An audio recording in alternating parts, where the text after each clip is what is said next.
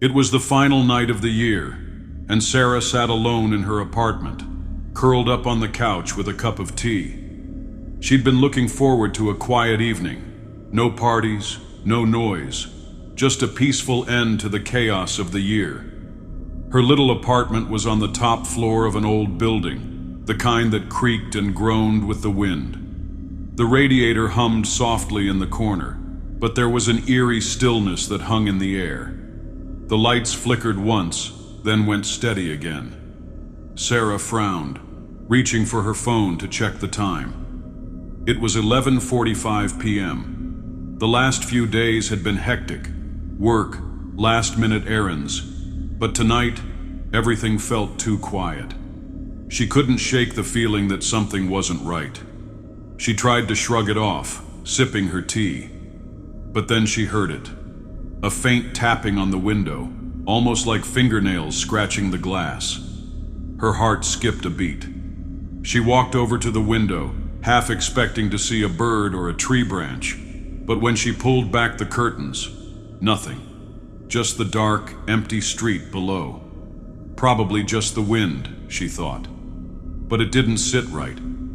The night dragged on. Sarah tried to relax, flipping through channels, but the silence of the apartment felt suffocating. Around 1 a.m., the tapping came again, louder this time, persistent, almost like someone was knocking on the window. Her heart pounded in her chest, but when she peeked out, the street below was still empty.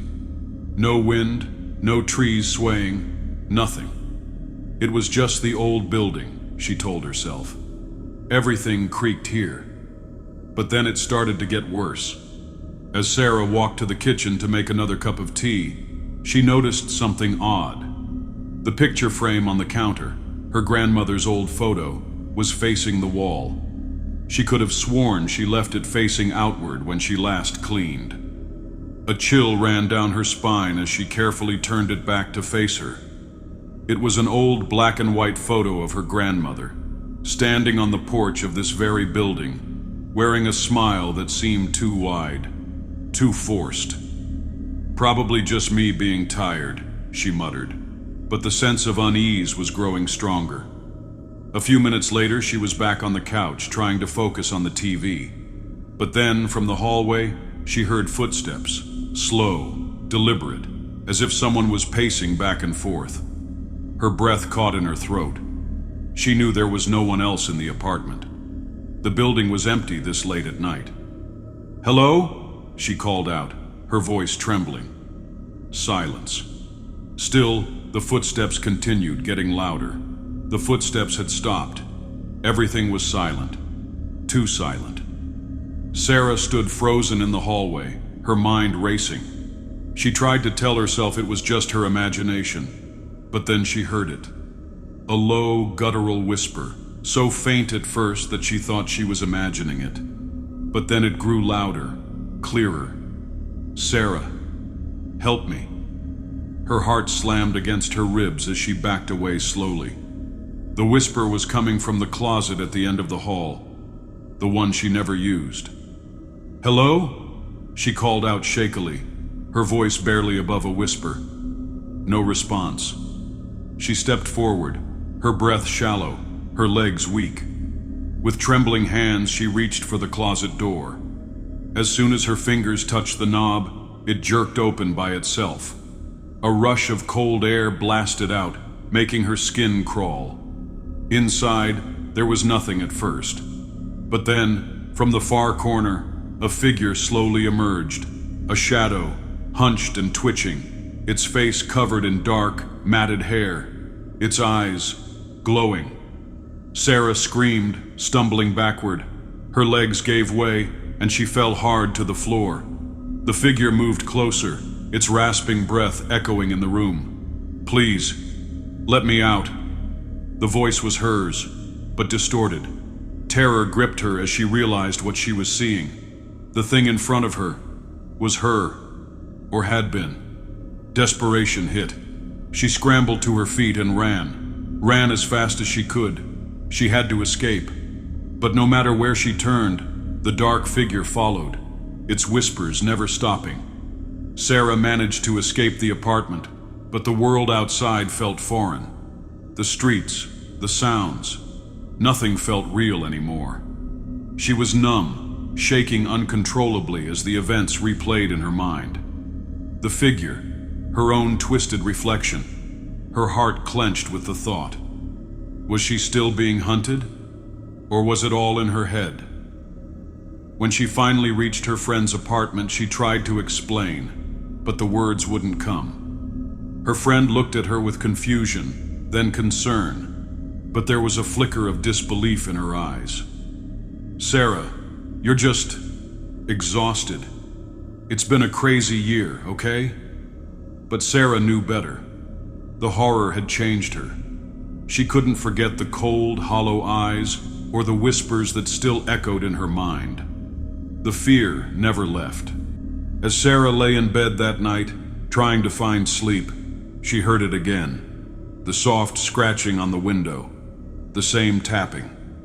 She slowly turned toward the sound, and just for a moment, she swore she saw a shadow in the corner of the room, staring at her. The nightmare wasn't over. It was only just beginning. Sarah moved to a new city, hoping a fresh start would erase the terror she'd lived through. But no matter how far she ran, the memories followed. She tried to forget, pretending she was fine. But every night, the whispers crept into her mind. The tapping at the window never stopped. It was always there, just outside her vision, waiting. One day, while unpacking in her new apartment, she found something strange tucked in an old box. It was a photo of her grandmother, the same one from the old apartment, but this time, the back was scrawled with a date. December 31st, 2025. A chill ran down her spine. The photo hadn't been there before, and somewhere in the distance, the tapping began again. It's the last few days of the year. Everything seems like it's winding down, the holiday season in full swing, and the promise of a new beginning just around the corner. But there's something about the end of the year that makes people more aware, like something is just off in the air. That's how Emily felt as she sat on her couch, sipping the last of her cold coffee. The house was quiet, too quiet. She had always lived alone, but tonight the silence felt heavier. Even the wind outside wasn't making its usual whistling sound. She was used to the creak of the floorboards when she moved through the house, but tonight there was something different. A hollow sound, like something or someone was already here. Probably just the cold, she muttered to herself, brushing it off. The heating was on, but the air in the hallway felt colder than usual. Her phone buzzed on the table, and Emily glanced at the screen. Nothing urgent, just a couple of messages. As she picked it up, her eyes caught the reflection in the glass door. For a split second, she swore she saw someone standing at the edge of the yard. She blinked. Nothing. Just the dark, empty yard. But that fleeting image, it didn't sit right. Something was out there. Something watching. The next few days felt like a blur. Emily tried to ignore the strange feeling that lingered in the back of her mind, but it wouldn't go away. Her mornings started like usual. Coffee, a quick glance at her phone, and a quiet house. But by the evening, things felt different. It started small. She would leave a book on the coffee table and come back to find it on the floor, pages open to a chapter she hadn't even read yet. Her kitchen light, which she was sure she turned off, flickered on by itself one evening. At first, she dismissed it. Maybe the bulb was going out. Maybe the wiring was faulty. But then, the whispers started. It was faint at first, a rustling sound, like leaves caught in the wind. But there was no wind. She thought it was her imagination, until one night, she was in the living room, and the whispering grew louder. "Emily." She froze, heart pounding. The voice sounded too close, too real. She stood up, looking around, but the room was empty. "Hello?" she called out. Her voice sounded small and weak in the silence. Nothing. Her hand shook as she grabbed her phone, scrolling through old messages. Her thumb paused on a photo, one she didn't remember taking. It was an old, faded picture of the house, with a figure standing by the window. She hadn't noticed the person before. Someone dressed in dark clothing, their face shadowed. The feeling of dread seeped into her chest, and she could feel it growing. The floorboards creaked behind her. Slowly, she turned, but nothing was there. The air in the house was suffocating, thick with the oppressive silence. Emily's heart raced as she stood frozen in the hallway, her skin crawling. The whispers were louder now, like a chorus of voices calling her name. It was as if the walls themselves were alive, breathing with her. Emily. They echoed from every direction, and she couldn't tell where they were coming from. Then, the door to the basement creaked open by itself. Her body trembled, but she couldn't tear her eyes away. The darkness in the basement seemed to pulse, like something was waiting in the depths. She had always avoided going down there. It felt wrong. But now she knew she had no choice. She stepped forward, her legs heavy, as though the house was pulling her down. The moment she crossed the threshold, the temperature dropped, her breath visible in the freezing air. The flickering light above her buzzed, casting eerie shadows on the walls. That's when she saw it, the figure. A tall, gaunt shape, standing at the far end of the basement, its hollow eyes glowing in the darkness. It was watching her. Slowly, it moved toward her, dragging its feet, each step echoing in the silence. She felt a surge of panic. Her body screamed to run, but her feet wouldn't move. "You shouldn't have come back." The voice was so close, the words felt like they were whispered in her ear. With one final scream, Emily turned and bolted up the stairs, feeling the cold breath on her neck as she raced to the door. The house was alive now, and it wasn't letting her go. Emily stumbled outside into the cold night air, gasping for breath, her hands shaking. Her heart pounded in her chest, but the house loomed behind her, dark and silent. She couldn't bring herself to look back. Her mind replayed the figure, its hollow eyes, the whispering voice that seemed to echo in her skull. The house was still there, and something deep inside her told her it wasn't over. She stayed with a friend for the next few nights, but the unease never left. Every time she closed her eyes, she saw that figure again. Her friend, concerned but skeptical, told her she was just stressed. "It's been a long year, Em. You're probably just tired." But Emily knew the truth. It wasn't just stress. As she sat on the couch that night, the wind rattled the windows. She turned to glance at the front door, just in time to see the shadow of a figure standing just inside. The whisper came again, barely audible, but unmistakable. "You're not safe. Not yet." The house wasn't empty. It never was. Months passed, but Emily couldn't shake the feeling that the house was still watching her. She moved away thinking the distance would give her peace, but the nightmares followed her. They were always the same. Dark eyes, cold breath, whispers. One evening, as she was sorting through some old boxes, she found an envelope tucked in a forgotten corner. Inside was a photo of her house, but this time there was something different. A date was scribbled on the back, December 31st, 2024.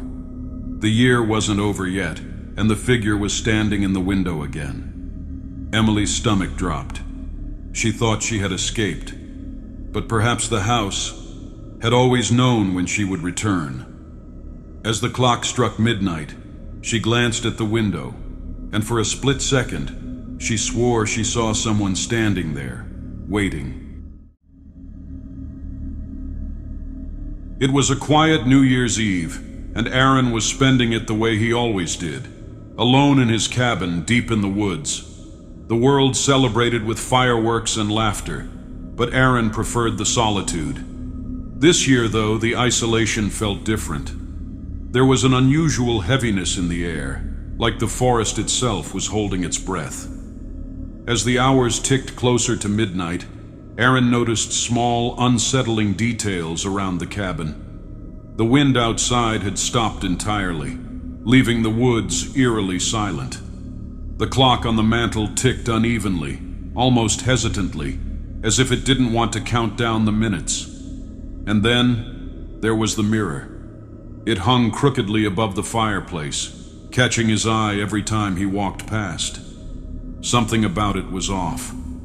Aaron couldn't put his finger on it, but he felt as though the reflection lingered a second longer than it should, as if it wasn't just mirroring him. It was watching. He tried to shake the feeling, blaming it on his overactive imagination. But as he stared into the dark glass, he thought he saw something move behind him. When he turned around, nothing was there. As the night dragged on, Aaron's unease grew. He couldn't shake the feeling of being watched. The mirror seemed to call to him, its dark surface almost pulsating in the flickering firelight. He decided to cover it with an old blanket, hoping it would put his mind at ease. But that's when things got worse. He heard soft creaks coming from the floorboards upstairs, even though he was the only one in the cabin. The sound moved slowly, deliberately, as though someone or something was pacing. Gripping a flashlight, Aaron crept up the stairs, his heart pounding with each step. When he reached the top, he found nothing. But as he turned to head back down, he noticed something strange. The blanket he'd thrown over the mirror was now lying on the floor.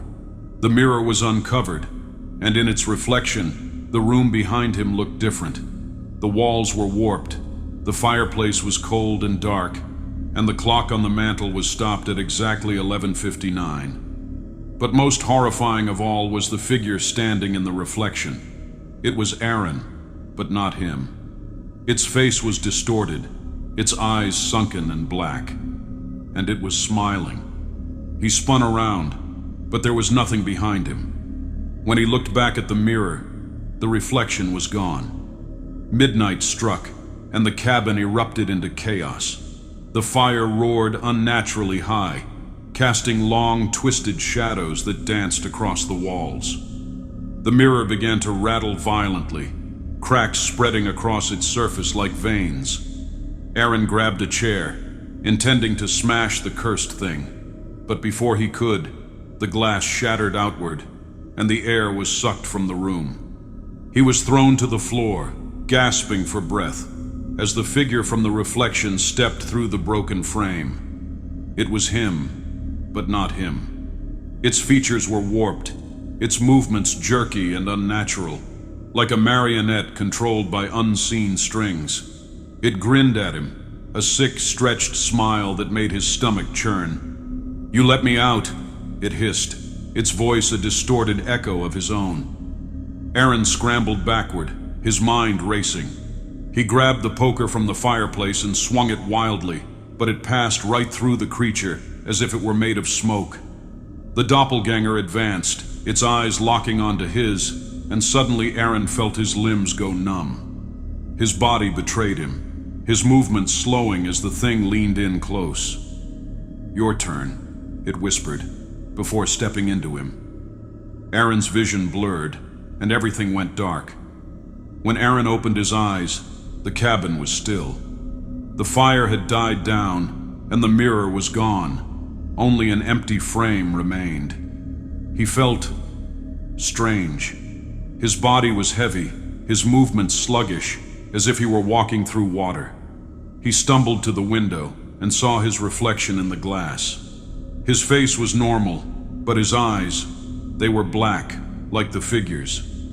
In the distance, he heard footsteps echoing through the forest, heading toward the nearby town. They weren't his, but he somehow knew where they were going.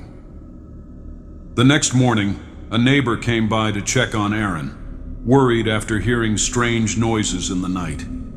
They found the cabin empty, the fireplace cold, and the mirror frame lying shattered on the floor. But when the neighbor turned to leave, they noticed something odd. In the broken shards of glass scattered on the ground, they could see a reflection of Aaron. He was smiling. Out in the woods, Aaron, or whatever he'd become, watched from the shadows.